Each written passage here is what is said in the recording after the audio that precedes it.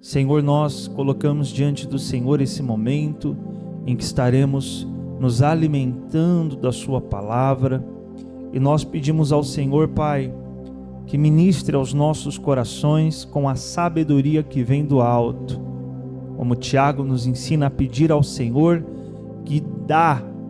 Tua palavra diz, Senhor, que o Senhor dá a sabedoria do alto com alegria para aqueles que pedem com perseverança. E aqui estamos nós, Senhor, mais uma vez lhe pedindo, nos dê a sabedoria do alto para compreendermos as coisas do alto, em nome de Jesus. Amém. Tiago capítulo 5, vamos ler a partir do versículo 7. Portanto, meus irmãos, sede pacientes até a vinda do Senhor. Deixa eu pôr aqui na King James aí no telão. Portanto, meus irmãos, sede pacientes até a vinda do Senhor. Então, vamos observar um detalhe aqui muito importante. O apóstolo Tiago está introduzindo o assunto sobre a vinda do Senhor. Então, qual é o tema principal aqui que ele vai tratar a partir aqui desse versículo? A vinda do Senhor. E nós vamos observar ao que a vinda do Senhor o apóstolo Tiago vai relacionar. Então, o que ele vai dizer, ele está dizendo sobre a vinda do Senhor. Quando ele nos incentiva, como ele está dizendo aqui, a sermos pacientes, a razão para isso, o motivo de não desistirmos, e ser paciente é ser constante nas nossas ações, na nossa obediência. Ser paciente é não permitir que nada interrompa aquilo que você sabe que tem que fazer, ainda que o resultado não esteja chegando. Então, uma pessoa paciente não é ou não deve ser sinônimo de uma pessoa passiva, porque o próprio apóstolo Tiago, mais adiante, vai nos dar como exemplo de paciência a atitude dos profetas que pregaram mesmo diante do sofrimento. Então, o próprio apóstolo Tiago, antes da gente terminar aqui o versículo 7, só para que você entenda isso, o próprio apóstolo Tiago aqui no versículo 10, ele diz, irmãos, tomai como exemplo de paciência e perseverança a atitude dos profetas, que pregaram em nome do Senhor diante do sofrimento. Então vamos ler de novo. Tomai como exemplo de paciência e perseverança, diga, a atitude. Então o que é tomado como exemplo de paciência? Uma pessoa que fica parada sem fazer nada? Não, o que é dado a nós aqui como exemplo de paciência? A atitude dos profetas. Então, ser paciente é continuar agindo, mesmo que o resultado não esteja chegando no tempo esperado. Amém? Então, a pessoa paciente é aquela pessoa que continua fazendo. E o apóstolo Tiago está nos incentivando a continuarmos fazendo, a continuarmos obedecendo, a continuarmos pregando. Até quando? Aí volta o versículo 7. Vamos voltar ao versículo 7 então. Isso. Portanto, meus irmãos, sede pacientes até quando? Até a vinda do Senhor. Então, por que não paramos de pregar? Por que que não desistimos de buscar ao Eterno? Por que não desistimos de obedecer a Deus? Poxa, eu estou obedecendo a Deus e a bênção que eu esperava não chegou. Poxa, eu estou servindo a Deus e a mudança que eu esperava ver na minha família ainda não aconteceu. Se você colocar como meta de ser paciente uma bênção, então se essa bênção não chega, você vai deixar de obedecer. Ou o contrário também vai acontecer. Quando essa bênção chegar, você não vai ter mais motivos para continuar obedecendo. Até quando o Tiago diz que devemos ser pacientes, lembrando que como exemplo de paciência ele nos dá a atitude dos profetas, ou seja, até quando devemos continuar fazendo, continuar pregando, continuar obedecendo, continuar servindo, até quando, gente? O que nos motiva a não parar? A vinda do Senhor. Uma pessoa que perde a visão de que o Senhor virá, uma pessoa que perde a sua visão escatológica, que é a sua visão sobre o fim dos dias, uma pessoa que perde essa visão, ela perde motivo ou motivação para continuar obedecendo. Por isso que Yeshua vai nos dar como motivo para não permitir que as preocupações desta vida nos sobrecarreguem. O motivo para isso, Jesus diz, o motivo para isso é para que aquele dia não venha sobre vós como armadilha. Ou seja, o que me motiva a não permitir ser enredado por este mundo? De novo, a minha visão sobre aquele dia. Por isso que uma das estratégias do diabo para tentar parar a igreja não é só os ataques que vêm de fora, mas é roubar da igreja sua visão escatológica. Ou seja, sua visão sobre o dia em que o Senhor irá voltar. Se a gente perde essa visão, se a gente perde essa esperança, se a gente já não pensar mais nisso, nós vamos talvez não encontrar motivos suficientes para continuarmos fazendo. Quem está entendendo, diga amém. Por isso que Tiago diz, até que ele venha. Agora vamos observar ao que a vinda do Senhor aqui vai ser relacionada e representada. E nós vamos conectar isso com outros textos, para que você veja o quanto isso realmente está relacionado com a volta do Senhor. Vamos lá. Vamos ler de novo então. Portanto, meus irmãos, sede pacientes até a vinda do Senhor. Observai como o lavrador aguarda o precioso fruto da terra, esperando com paciência, até que receba as primeiras chuvas de outono e as que encerram a primavera. Então vamos lá. Ao que a vinda do Senhor está sendo relacionada aqui por Tiago? A alguém, né, a um lavrador. Assim que ele fala sobre a vinda do Senhor, ele vai dizer assim: observai como o lavrador. Glória a Deus, obrigado. Observai como o lavrador aguarda o precioso o que, gente? O que o lavrador está aguardando aí? Fruto. Como é que está no do senhor aí?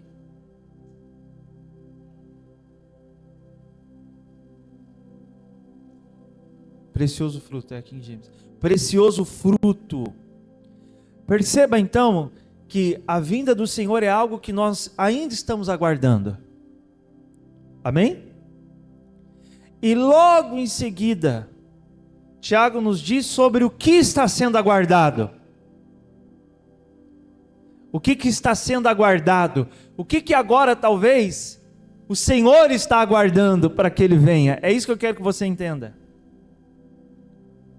Talvez o lavrador aqui seja o próprio Senhor, que ainda não retornou, porque está aguardando, esperando. O que, gente? fruto. Ele está aguardando o fruto. Vamos relacionar algo que o próprio Yeshua nos mostra, em que ele mesmo nos diz que o lavrador, que o Pai, que o Eterno, é como um lavrador que lançou sobre a terra uma semente. E que uma vez lançando essa semente, agora ele espera o quê? Ele aguarda o quê? O fruto. Olha que extraordinário isso, quando nós lemos João 12. Se você for rápido de Bíblia aí, pode me acompanhar. Se você chegar primeiro que eu, você lê junto comigo. Se você não chegar junto comigo, você lê na tela. Cheguei.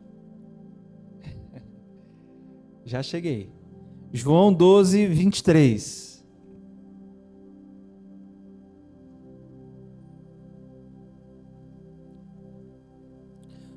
Olha só.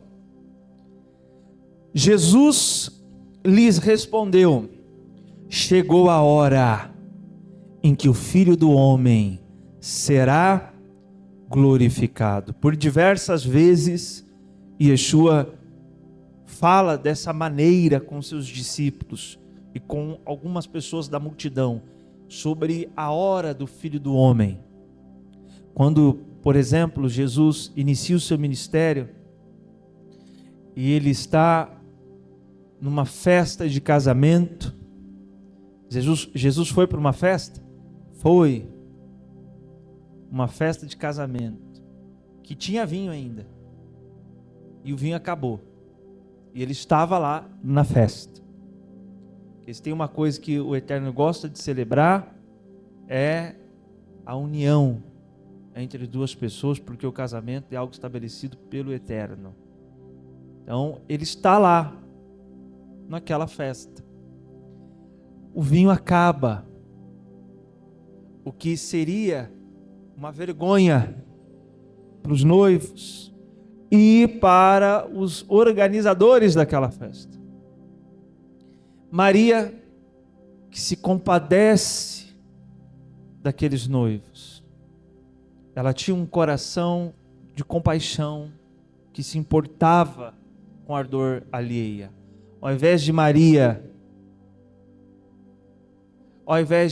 só falar assim: misericórdia, olha aí, não fizeram o cálculo direito, olha que festa ruim, deixaram o vinho acabar, mas esses noivos são uns irresponsáveis. Não. O que ela faz, gente, quando percebe aquela situação em meio à festa de casamento que estava acontecendo? Ela vai interceder diante de Jesus por aquela situação. Amém? Então Maria era assim, ela tinha um coração compassivo. Assim são todos aqueles que agem como intercessores diante de Deus. Eles identificam um problema, e o que eles fazem diante daquele problema? Vão até Jesus interceder. Amém? Não vão ficar reclamando, não vão ficar só murmurando, vão interceder. É o que Maria faz. Só que quando ela chega até Jesus, acabou o vinho. Jesus diz: o que eu tenho contigo? O que eu tenho a ver? Ele vai responder isso, mas ele vai agir. Ele vai se envolver na situação.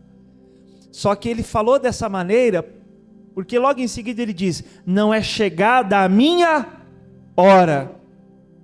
Em outras ocasiões ele vai dizer a mesma coisa: não é chegada a minha hora, não é chegada a minha hora.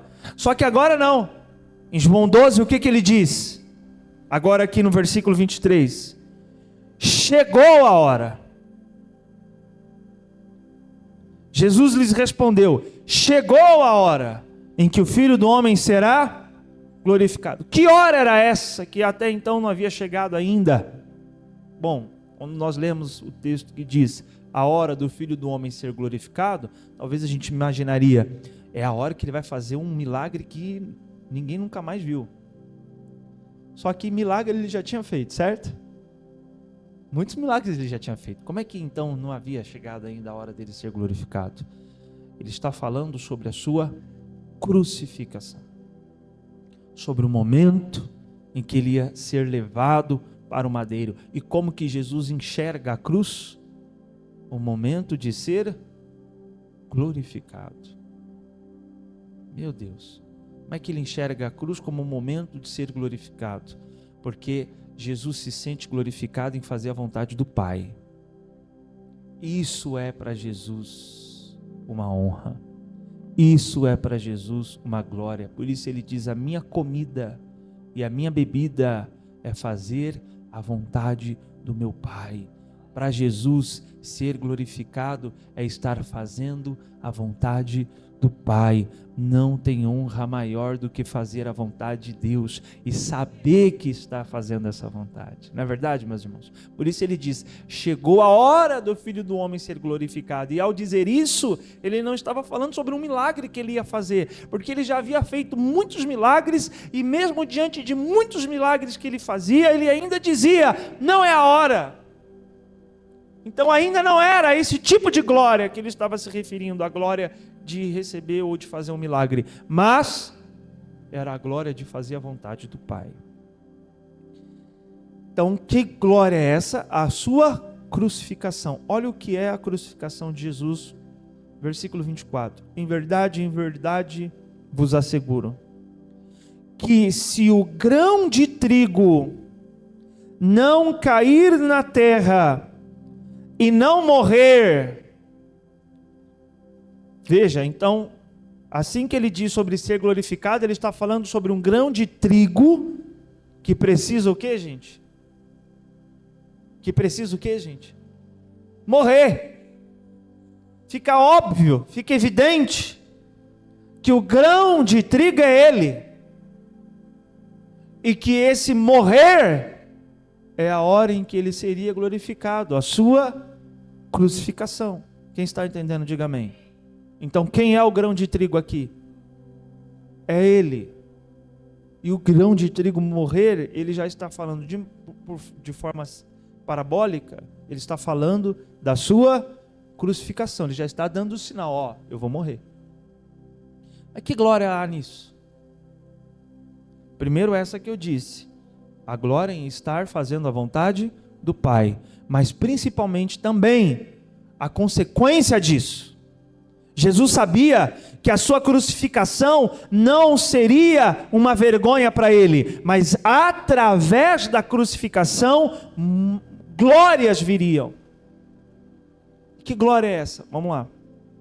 Se o grão de trigo não morrer, permanecerá ele só. Mas se morrer, produzirá muito fruto.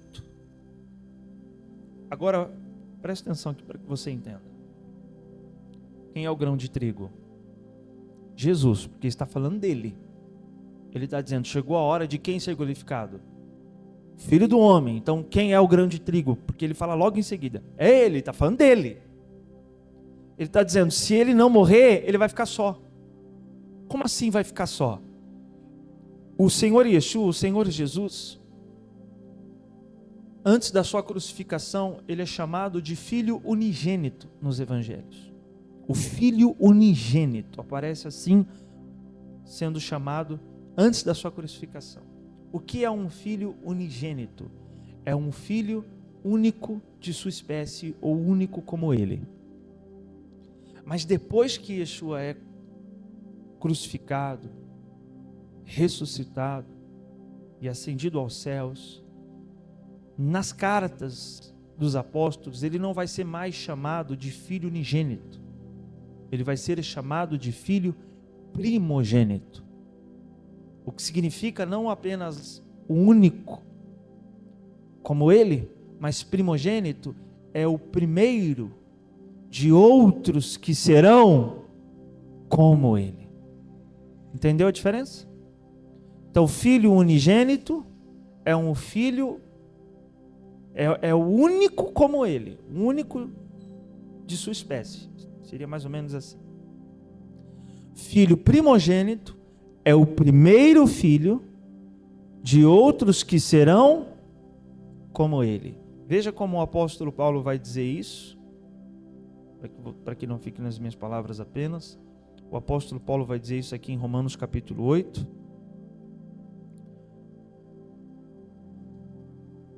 Olha só. Lê aqui na tela. Não precisa ir lá para Romanos não, porque eu só vou citar rapidinho. Romanos 8, 29. Porquanto aqueles que antecipadamente conheceu, também os predestinou para serem semelhantes à imagem do seu Filho, a fim de que ele seja, que? Primogênito. E o que é ser primogênito? O primeiro entre muitos irmãos. Aí nós conectamos isso com o que Yeshua diz em João 12. Se o grão de trigo não morrer, ele fica só. Ou seja, se eu não for para a cruz, só existirá um como eu mesmo. Ou seja, homem obediente, que cumpre a palavra de Deus, que obedece a Deus, só existiria ele. Mas se morrer, ele diz, produzirá muitos frutos. E quando você semeia um trigo, quais frutos este trigo irá produzir? Outros trigos. Ou seja, se a semente é Jesus que está sendo lançado à terra para ser morto, então os frutos não pode ser outra coisa senão outros como ele. Se você lança uma semente de maçã, os frutos que aquela semente produzirá são outros frutos como aquela semente que foi lançada. Amém, gente? Então quem é a semente que está sendo lançada à terra? Lá em João 12. O lavrador é o Pai, o Eterno. Qual é a semente que ele lançou na terra? Jesus, que foi morto e semeado, literalmente, né? Ele foi morto literalmente e sepultado num túmulo. Ele fez exatamente o processo pelo qual passa uma semente, que seca, que morre e depois é jogada na terra, lançada à terra. Foi exatamente o que aconteceu com ele. Ele desceu às profundezas da terra depois de morto. Então o lavrador é o Pai, a semente é Yeshua, que foi morto e lançado à terra. E o que o Pai está aguardando? Tiago 5 diz que o lavrador está aguardando o precioso fruto. Então o que o Pai está aguardando? Que você se torne como Cristo. É isso que Deus está aguardando. Esse é o fruto. É ser como Cristo. Nós vamos ver isso quando o apóstolo Paulo vai dizer, eu vou citar aí na tela também. O apóstolo Paulo diz em Gálatas capítulo 4, versículo 19, olha aí, ó. Meus amados filhos, novamente estou sofrendo como que com dores de parto por vossa causa, e isso até que Cristo seja formado em vós. Agora vamos ler a partir dessa ótica o texto de Tiago. Eu vou pôr Tiago de novo aí para nós lermos. Tiago 5, versículo 7. Portanto, meus irmãos, sede pacientes até a vinda do Senhor. Observai como o lavrador aguarda o precioso fruto da terra. Então vamos relacionar o que vimos até aqui. Como sendo o Pai, sendo o lavrador que lançou uma semente à terra, essa semente é Cristo. E que o fruto que o Pai está aguardando ser produzido são outras pessoas que se tornarão iguais a Cristo. E até que isso aconteça, ele aguarda, ele espera. E ele espera o quê? Para que esse fruto seja produzido. Esperando com paciência até que receba as primeiras chuvas de outono e as que encerram a primavera. Olha que extraordinário. O Pai não só envia Cristo à terra como uma semente para ser morto, a fim de que outros sejam produzidos, sejam formados como ele. Mas para que essas sementes possam dar frutos, o Pai não só lançou a semente, como também aguarda chuvas. 2 chuvas aqui especificamente falando. Nós temos que nos atentar ao texto, amém, gente? Ao que os apóstolos pensaram quando escreveram. Isso aqui não é aleatório. Nada na Bíblia é aleatório. O Espírito Santo inspirou Tiago para escolher exatamente as palavras que ele escolheu. Por quê? Por que ele só não disse assim, aguardando as chuvas? Não, ele não diz isso somente. Ele diz aguardando até que receba as primeiras chuvas de outono e as que encerram a primavera. Não é só chuva, é um tipo específico de chuva. Não é por acaso. E a gente tem que, como pessoas que são discípulos de Jesus, como pessoas que amam a palavra de Deus, procurar entender por que ele não só falou as chuvas. Por que ele especifica as primeiras chuvas de outono e as que encerram? 2 coisas. Ele está falando de chuvas que são derramadas no início e de uma chuva que é derramada no fim, quando encerra o período da colheita. Ele está falando de um derramamento que aconteceu no começo e de um derramamento que vai acontecer quando? No fim, quando vai ser encerrado o período para a colheita. E quando nós conectamos isso com a crucificação de Yeshua, nós vamos observar algo interessante. Assim que a semente é lançada à terra,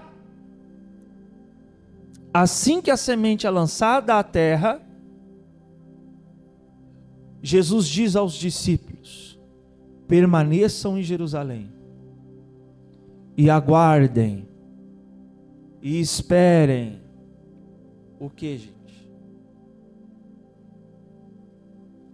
Esperem o que?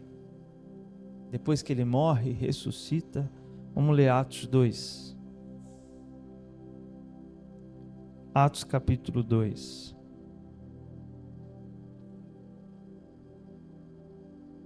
Vou pôr aí na tela.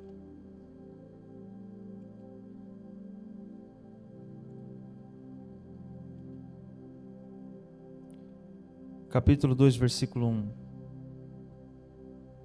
Na verdade, como eu perguntei sobre a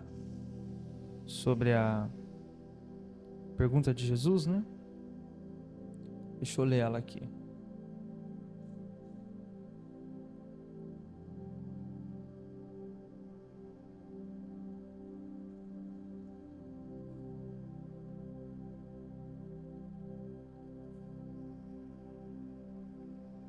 Deixa eu ver se eu acho.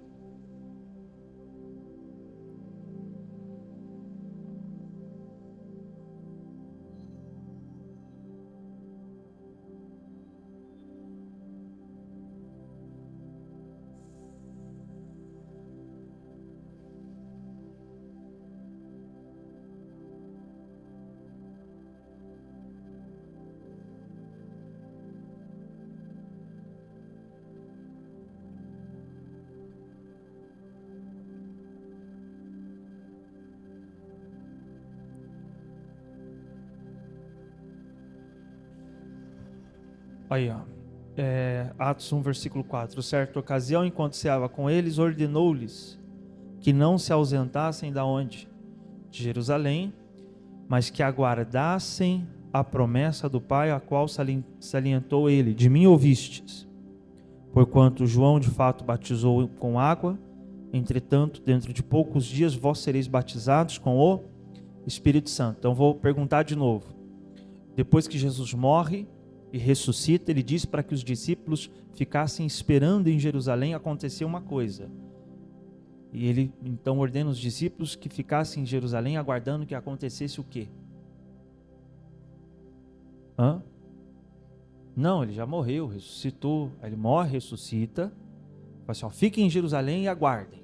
Aguardem o quê? Acabei de ler, gente. O Espírito Santo, acabei de ler. Ele vai dizer, fiquem em Jerusalém até a promessa do meu Pai. Aí ele fala, qual a promessa? João batizou em água, mas vocês serão batizados no Espírito Santo. Então vou perguntar de novo. Jesus morre, a semente é lançada à terra. E agora ele ordena os discípulos esperarem. Esperarem o quê? O derramamento do Espírito Santo. Aí se nós lemos Tiago 5, o lavrador lança a semente à terra e ele aguarda pacientemente as primeiras chuvas. E Jesus diz aos discípulos, esperem o derramamento do Espírito Santo. O que foi então a primeira chuva que caiu depois que a semente foi lançada à terra? Foi o derramamento do Espírito Santo em Atos capítulo 2. O que é essa chuva no início do período? Foi o derramamento que ocorreu em Atos capítulo 2. Ali foram as primeiras chuvas. Só que Tiago diz que o lavrador também aguarda as chuvas que vão encerrar a primavera, o período para se fazer a colheita. Ou seja, de maneira profética, Tiago está nos dizendo que como houve um derramamento no início, haverá um derramamento também quando? No fim, no tempo em que estiver próximo para ser encerrada a primavera, ser encerrado o período da colheita. E quando acabar esse tempo, Deus fará a sua colheita. 1 João capítulo 3, o apóstolo João vai nos dizer sobre um avivamento que ocorrerá sobre aqueles que estiverem aguardando Jesus nos últimos dias. Olha aí comigo na tela. 1 João capítulo 1, versículo 1. É capítulo 3. Vede que imenso amor nos tem concedido o Pai, a ponto de sermos tratados como filhos de Deus. E em realidade somos filhos de Deus. Por esse motivo o mundo não nos conhece, porquanto não conheceu a Ele mesmo. Amados, agora somos filhos de Deus e ainda não se manifestou o que haveremos de ser. Todavia, sabemos que quando Ele se manifestar, olha aí, seremos semelhantes a Ele, pois o veremos como Ele é. Lembra o que é o fruto? Se Jesus é a semente de trigo que foi lançada à terra, o fruto são outros que serão produzidos como Ele. E João diz, quando Ele voltar, seremos como Ele. Ou seja, quando estiver próximo à sua vinda, quando acontecer a sua vinda, frutos serão gerados. E agora no versículo seguinte ele vai dizer, e todo que tem nele essa plena confiança, purifica a si mesmo, assim como ele é puro. Então o apóstolo João está dizendo, quando ele se manifestar, seremos como ele, seremos semelhantes a ele. E quem tem essa esperança, purifique a si mesmo, né? Parece que ele está relacionando a vinda do Senhor com essa produção de frutos. Por isso eu acredito que quanto mais próximo tiver a vinda do Senhor, essa chuva que encerra a primavera vai ser intensificada para que esse fruto seja gerado, para que Jesus seja formado. E lembrando, meus irmãos, eu fui pesquisar, os irmãos sabem, né? Todo o contexto dos apóstolos é um contexto judaico. Tanto que quando Jesus vai falar sobre aguardarem em Jerusalém o derramamento do Espírito Santo, e esse derramamento sendo relacionado a uma chuva, isso está muito conectado, sabe com o que, gente? Com as festas bíblicas. Porque existem festas que o povo de Deus celebrou e celebra como festas de colheitas. Por isso não é por acaso que o Espírito Santo foi derramado justamente durante uma festa. Dia de Pentecostes, meus irmãos, não começou lá em Atos 2. Pentecostes é uma festa bíblica, que Deus estabeleceu lá em Levítico capítulo 23, que foi celebrada por Israel durante milhares de anos. Então Pentecostes não começa em Atos 2. O derramamento do Espírito Santo, ele foi derramado durante uma festa. E o extraordinário é quando você descobre que essa festa de Pentecostes, que é a festa onde o Espírito Santo é derramado, é também conhecido como uma festa de colheita. É a festa das semanas, ou a festa de Shavuot, chamada lá em Levítico capítulo 23, que no Novo Testamento aparece como festa de Pentecostes. Sabe o que o povo de Israel levava na festa das semanas? Você sabe o que o povo de Israel apresentava a Deus como oferta na festa de Pentecostes? Feixes de trigo. E Jesus se compara com a semente do que, gente? Jesus se compara com a semente de trigo. E na festa de Pentecostes, o que era levado para o templo eram feixes de trigo. E o que acontece na festa de Pentecostes? Deus derrama chuvas.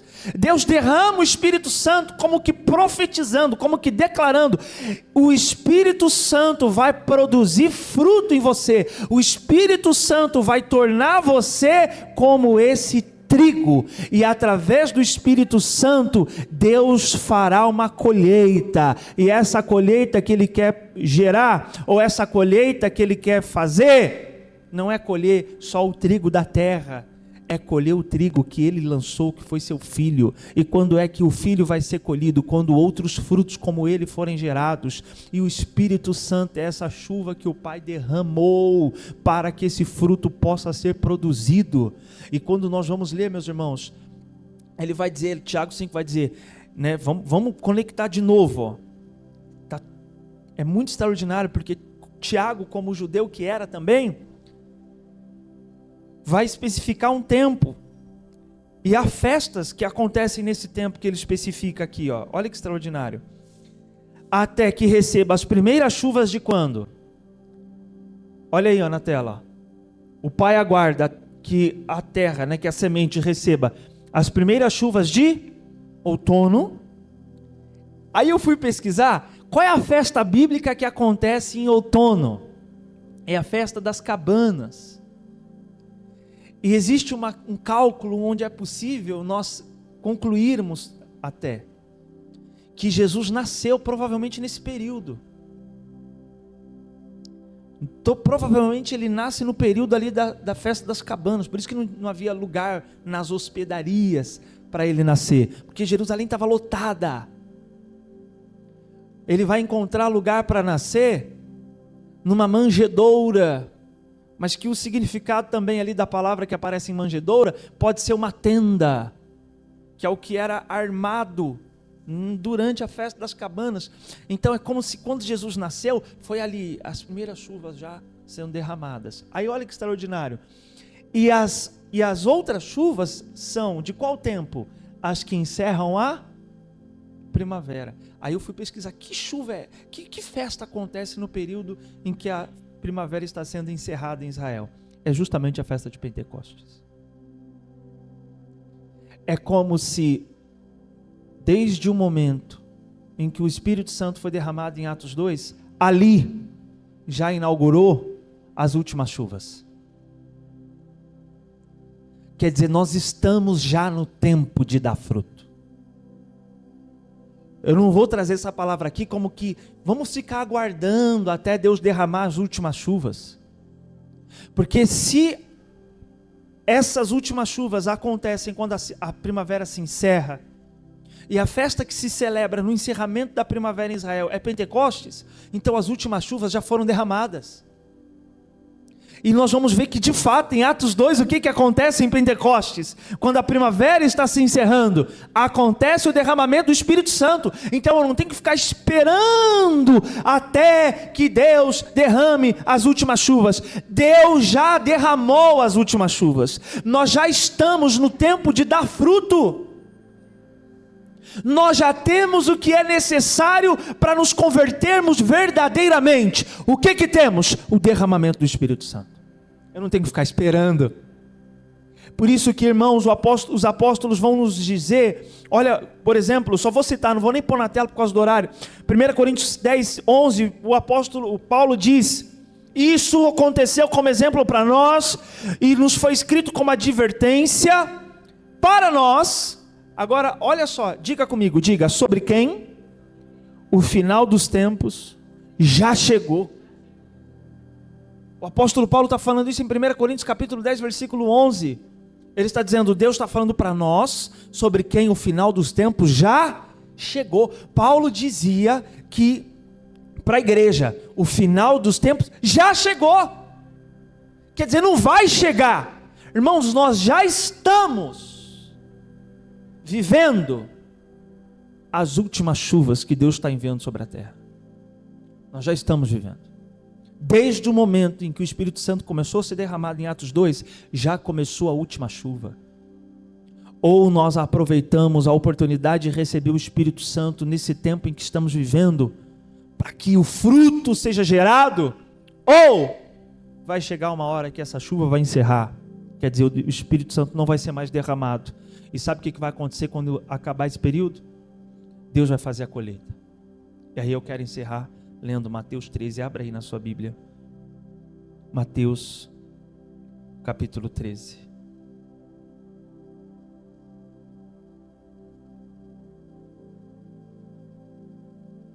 Mateus capítulo 13, se você não achou, vamos ler na tela.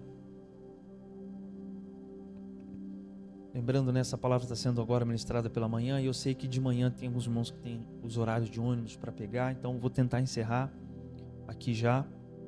Mas olha só, Mateus capítulo 13, no versículo 37.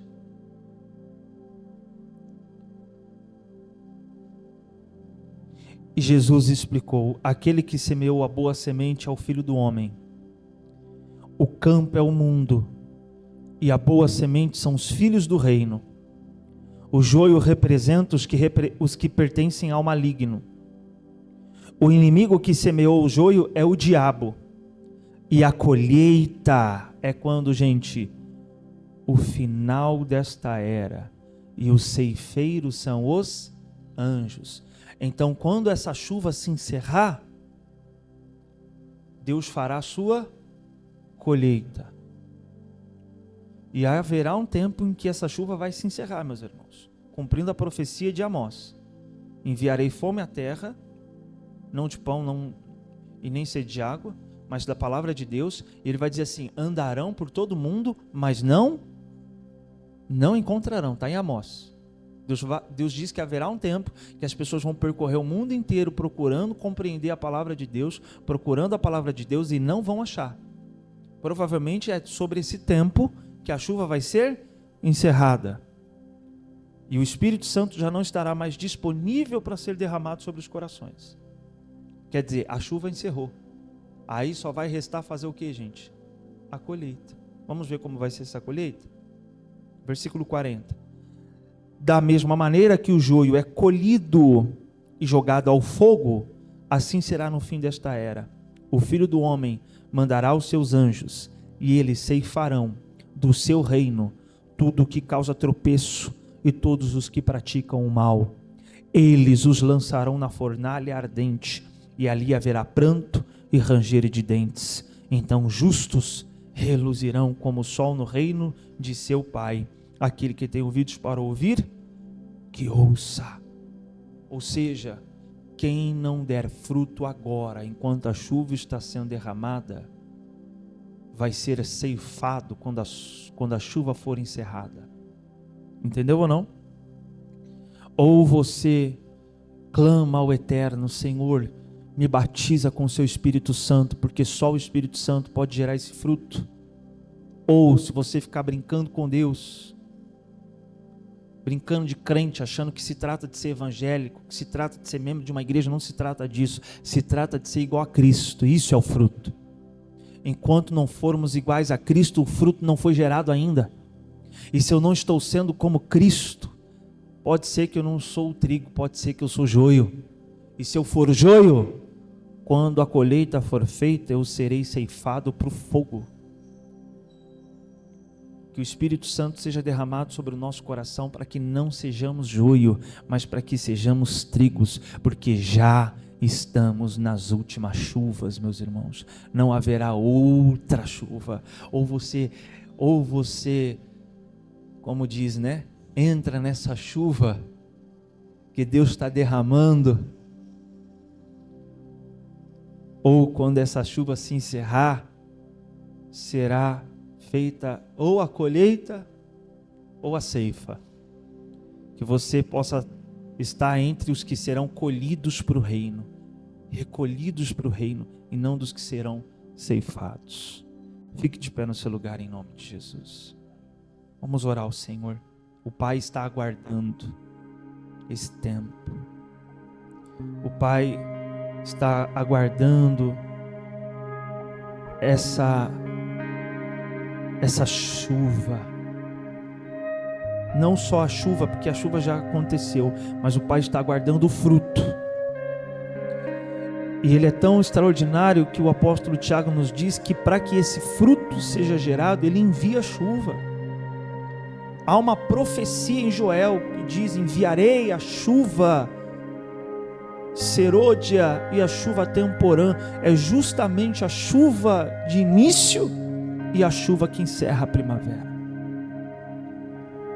E desde o momento em que na festa de Pentecostes o Espírito Santo foi derramado, ali já começou a última chuva, que vai encerrar esta era. Ou nós aproveitamos esta chuva que está disponível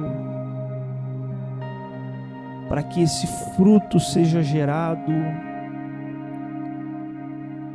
ou quando esta chuva for encerrada, seremos ceifados. Por isso a nossa oração neste momento, Jesus, é que sejamos batizados com o Espírito Santo de Deus. A nossa oração neste momento, Jesus, é que não fiquemos de fora dessa chuva, é que não fiquemos de fora dessas águas que estão sendo derramadas nestes dias. Há uma chuva que Deus está derramando. Você não tem que ficar esperando, sabe? Já houve tempo em que nós dizíamos: vamos esperar um avivamento que vai acontecer nos últimos dias, e a gente ficava aguardando, quando vai ser esse avivamento? Quando vai ser esse avivamento? Na verdade, irmão, nós já estamos debaixo das últimas chuvas. Já estamos, esse avivamento já está sendo derramado. Somos nós que não estamos aproveitando dele. Desde os dias que o Espírito Santo começou a ser derramado em Pentecostes, ali já se iniciou as chuvas que encerram a primavera. Por isso, Jesus, o Senhor não vai exigir fruto sem dar recursos para que esse fruto seja gerado. E o recurso é o derramamento do Espírito Santo. O Espírito Santo é o recurso de Deus para que você dê fruto. Levante as suas mãos aos céus. Que o Espírito Santo de Deus seja derramado sobre você. E que essas últimas chuvas que Deus começou a enviar sobre a terra desde Pentecostes, caia sobre você, te batizando, convertendo o seu coração. Porque o machado, como diz o apóstolo, como diz o profeta João, o machado já está posto à raiz. Deus já está prestes a fazer sua colheita. Nós podemos já imaginar por fé os anjos já pegando a ceifa na sua mão. É como se os anjos já estivessem a postos. Porque o dia da colheita está chegando. A chuva está prestes a ser encerrada. E nós não queremos ficar de fora deste derramamento que o Senhor está trazendo sobre a terra, Senhor. Por isso, batiza a sua igreja para que o fruto seja gerado antes que chegue o dia da ceifa ou da colheita, em nome de Jesus. E se você crê, diga amém e diga glória a Deus. Celebre Ele com as suas palmas. Glória a Deus. Amém, amém, glória a Deus. Gente, nós vamos agradecer ao Senhor. Eu vou pedir a sua oferta antes de nós nos despedirmos. Os irmãos que estiverem assistindo essa mensagem também, você que pode preparar a sua contribuição, pegue nas suas mãos. Se você puder, você pode fazer através da maquininha que vai estar disponível para você aqui à frente. Você que está assistindo, você vai poder fazer através do Pix ou do QR Code que está aparecendo aí. E lembrando, irmãos, todos os desafios que todo final de mês nós temos que enfrentar, temos que arcar em todo o ministério. E você que pode preparar uma contribuição, pegue nas suas mãos, ou você que está com o seu dízimo para apresentar ao Senhor, também pegue nas suas mãos. Quero lembrar você que sexta-feira agora nós vamos ter o nosso encontro de homens aqui no salão auxiliar ao lado e a reunião de mulheres que vai acontecer aqui no salão principal. Então você que puder, vem participar, vai ser à noite, 7h30. Culto pela manhã vai ter da mesma maneira, mas à noite vai ser essa reunião especial, amém? Levante para os céus a sua contribuição, a sua oferta, o seu dízimo. Pai, nós te agradecemos, Senhor, por esta palavra, te agradecemos, Senhor, por essa oportunidade de termos estado aqui, Senhor, recebendo a sua ministração, o derramamento do seu Espírito. Pai, nós pedimos ao Senhor, nos leva, Deus, em paz, em segurança. Nós consagramos ao Senhor os nossos dízimos, as nossas ofertas. Eu oro, Deus, para que o teu povo prospere, a fim de que não falte nem o pão por alimento, mas também não falte a semente, para eles ofertarem na tua casa e investirem no seu reino. Em nome do Senhor Jesus, nós entregamos tudo nas tuas mãos, em nome de Yeshua, e os que creem digam amém. Glória a Deus, amém? Gente, que o seu dia seja uma bênção em nome de Jesus. Que Deus abençoe você que nos assistiu até aqui. Se inscreva no canal, deixe o seu like, compartilhe essa palavra com mais pessoas em nome de Jesus.